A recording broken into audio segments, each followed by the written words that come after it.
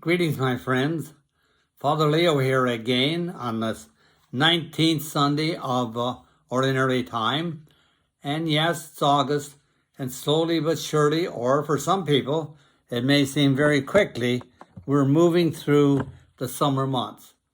But it's a good time. It's a good time to feel the sun and the warmth of the sun and all the ways it affects nature. Today, the first reading really caught my attention. I always say we need to read the signs of the times. And where is God in that? Bring God. Yeah, God is vertical, the transcendent God, but God is also vertical. And that is that God has come down and dwelt amongst people. And this is where you'll find God among people and among nature. So this is why there's a big shift here. A big shift from where we'll discover God, discover the presence of the divine within ourselves through prayer and meditation and all the rest of it, and discover God in nature particularly. So they say that spirituality in former times was up and out to the vertical God. But now the spiritual masters are saying it's down and into our centers. It's a trip from our head to our heart.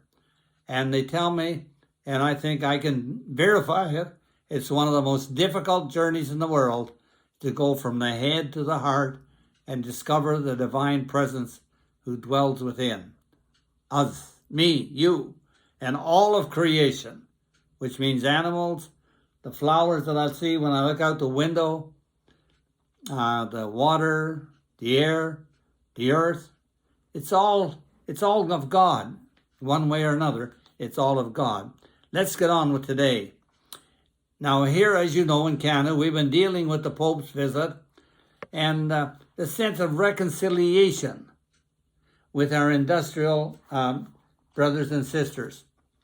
And that's a lofty desire. But there's something I want to talk about that kind of is a reality check, if you will. When I had my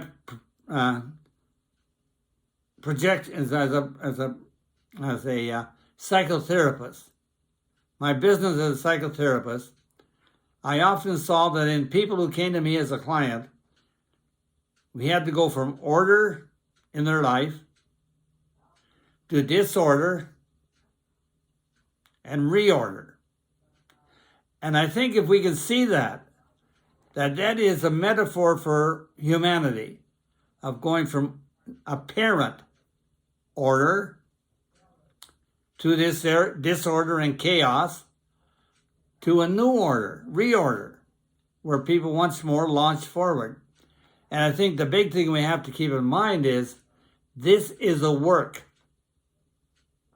A lot of people, when the Pope came to Canada, had the idea that he'd be a magician.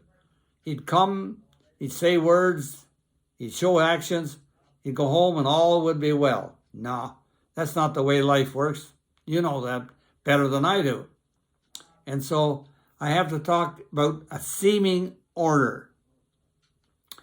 And for a lot of us, particularly who are now being called settlers, our ancestors, and the first reading makes reference to the ancestors, singing the praises of our ancestors. And so we have our ancestors. Now, there's a lot of talk about ancestors in our country those days, but we have always, as Catholics, Christians, talked about the communion of saints. So we've been very, very in tune with that idea of the others, of those who may have gone before us, but still are, but in a different way. And I suppose we can say that, I'm speaking for myself, that after the Second World War, we had order in Canada. Now I use the word apparent or seeming order. But you see, if we study history, and that's the problem, if we don't know history, then we get into what we call instant gratification. Let's flip a coin. Let's find a magician. the Pope, and all will be well. Not so. It seems if I study history, and I'm not going back very far, that every 500 years there is a disruption in the life of nature, in the life of people. Every 500 years. Let me tell you, for example, the history I see. Christianity was getting well established in the East, and they were their home churches. Things were moving along very nicely. Numerically, it was growing very rapidly. But you see, on the other side, there was this called the Roman Emperor, Constantine. And he was worried about his empire disintegrating. And he said, well, how can I help to unite my empire? Oh, he said, let's pick the best religion we can see in the world. So according to Constantine, the emperor, the religion he chose was Christianity. It might have been the same other, but the fact is it was Christianity. And Christianity became the state religion. And in many ways, for a number of time, it stabilized the Roman Empire. It really did.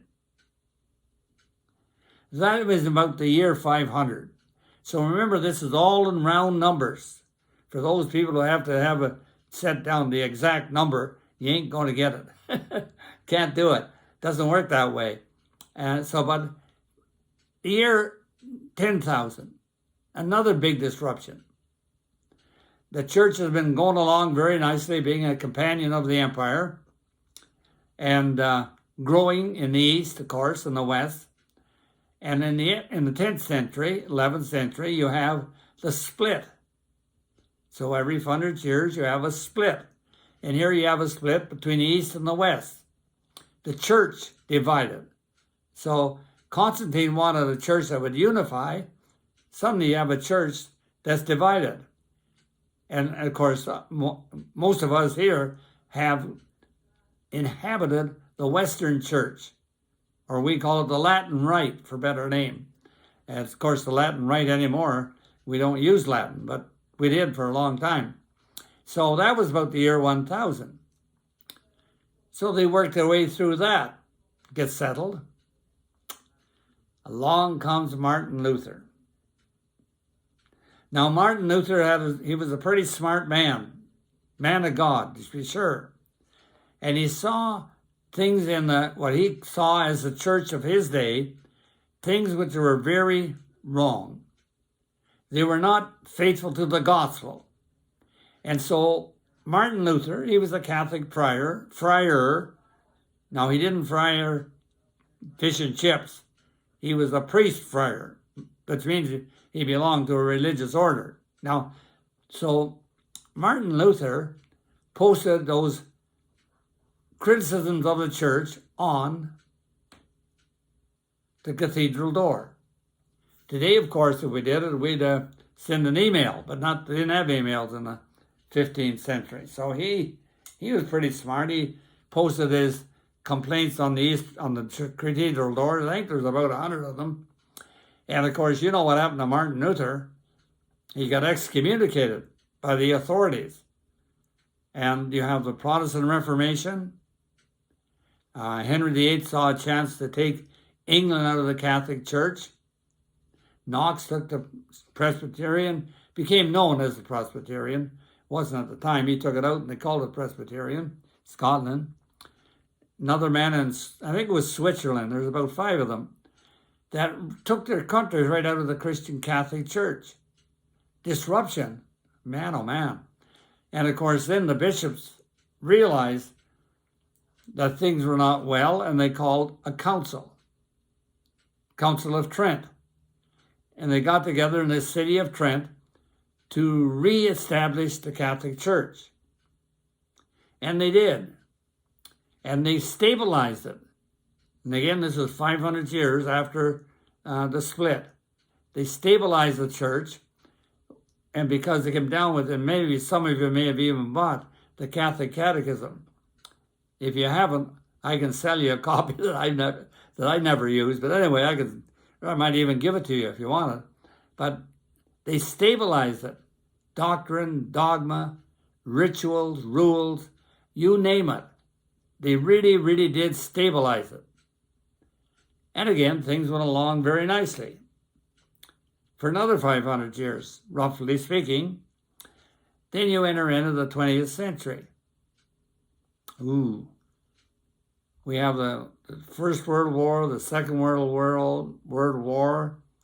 You have wars in Korea, in Vietnam, and also into the 22nd century, the technology, which breaks it out now. We can communicate with people all over the world, and they with us.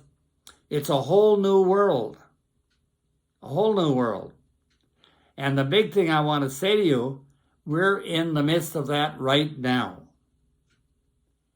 Now, the pattern I want to leave you with this morning is this. Individually and as nations and the people of the world, there is a pattern we see. That there's order, disorder, or chaos, and reorder. Keep those three in mind, because if we don't recognize the way of history, we're going to be impatient, frustrated. And like I say, right now, in my humble opinion, and it is humble, I think we're in that period of disorder. Vatican Council, new technology, people are become well educated. They've been told and they think for themselves. They no longer want to be told. They're no longer interested in a lot of deep dogma and doctrine, but they are keenly interested in spirituality and will seek that out. And so, we as churches are living in a very disorder, chaos, disorder. We see a lot of churches closing, a lot of churches up for sale. People are moving. Are we surprised? We shouldn't be. There is evolution, and evolution means movement, the future. The future allures, it's allurement. The future lures all of creation into the future, and of course, order. Reorder. No, it's reorder. It's order, disorder, reorder. Now we're in the disorder time, and there's no magic pill, no magic bulletin, no magic pope to push a button. We talk about the slow work of God, and it is the work of God. And I think for a lot of believers, we've got to see that. If we don't read the signs of the times with new eyes, with eyes able to see the working of the Great Spirit, that's really the call. That to me is the real call, to see with new eyes the work of the Spirit. And so when we talk to this reconciliation between indigenous people and descendants of the ancestors, we're in this time of transition, time of chaos, of disorder. So if we can say, yes, that's where we are, that's who we are, and not pretend we're something else, not look for a magic button to push, or a pope to come and be a magician and make all well, no. I think Francis did a wonderful job of stirring the pot. I think so. But he stirred the pot. That's all one man can do. And now it's up to Canadian people, the Indigenous and the settlers, to go to work, guided by the Great Spirit, to eventually bring order back into Canada, the people of Canada. This is our work. And I keep reminding you, it's a slow work of God. We can't rush God. A lot of people think they can. You can't rush God. It's the slow work of God. Okay? And I think if we can accept reality, see it for what it is, and work with what it is, we don't become discouraged or lose hope, but rather we have hope. We have great hope.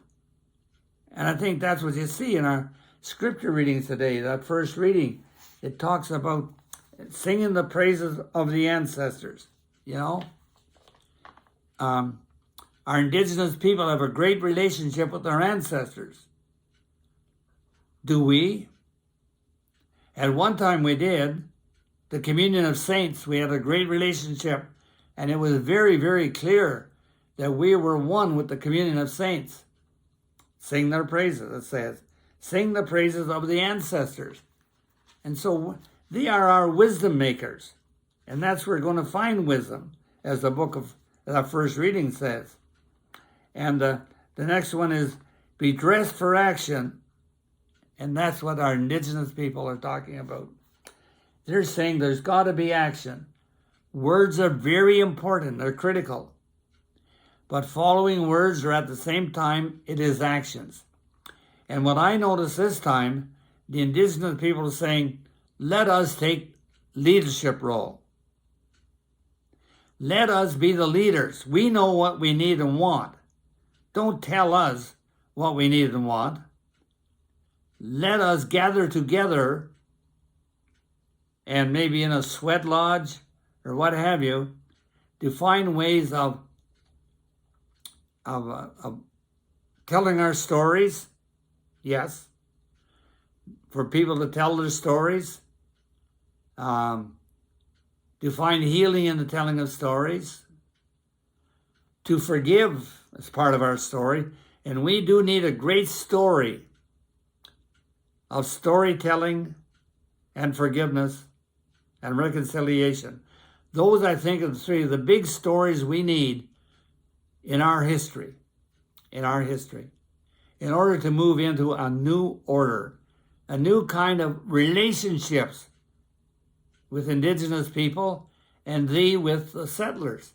So it's all relationships when you come right down to it. Healthy, life-giving, balanced, and where justice reigns supreme. Justice reigns supreme. And to try to have relationships, healthy relationships without justice, I don't think such a thing exists. We need to be able to say yes. Yes to justice. And I think the indigenous people are simply asking for justice. And you know, a lot of Christians are really kind and compassionate and caring, but slow on justice. Slow in justice. Yet, when they asked Micah the prophet, what does God want? Listen carefully.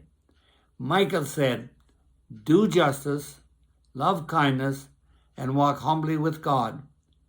Micah is saying justice first, kindness second. And I think in many ways, we as Christian settlers, I think even Christian, I don't know about the world, but here in Canada anyway, I think we've put kindness first and justice, if at all, very low.